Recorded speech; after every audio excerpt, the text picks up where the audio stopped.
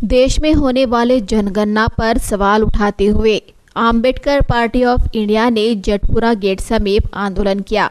आंदोलनकर्ताओं का कहना है कि हमारे देश में जो जनगणना होती है उसमें जाति आधारित शैक्षणिक, मानसिक, बौद्धिक व आर्थिक सभी का ब्यौरा होना चाहिए।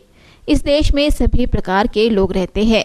कौन से क्षेत्र में कौन सी जाति के लोग रहते हैं, इसके साथ ही पूरा विवरण लेना चाहिए।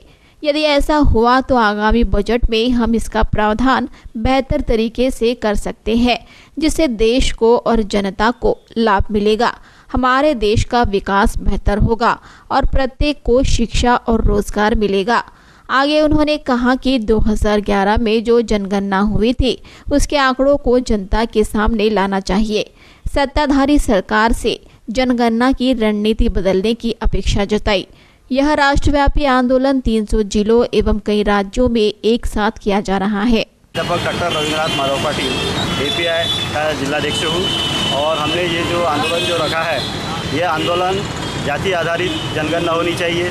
इस देश में सभी प्रकार के लोग रहते हैं। जानवरों तक की गिनती इस देश में होती है, लेकिन जनता की या लोगों की गिनती नहीं होती है। लोगों की अगर गिनती होती है तो कौन से क्षेत्र में कौन से जाति के लोग रहते हैं, किस प्रकार के लोग रहते हैं, उनका शैक्षणिक, उनका मानसिक, उनका बौद्धिक, उनका आर्थिक, उनका संपत्ति का, इन सभी इसका ब्यौरा जो है देश में उसकी गिनती होनी चाहिए। और ये अगर गिनती हो जाती है तो आने वाले बजट में इसका प्रावधान हम अच्छी तरह से कर सकते हैं, जिससे देश की जनता का और सभी मानव प्राणी का कल्याण हो सकता है। और ये अगर हो जाता है तो हम जो है हमारा देश पूरी तरह डेवलप हो जाता है।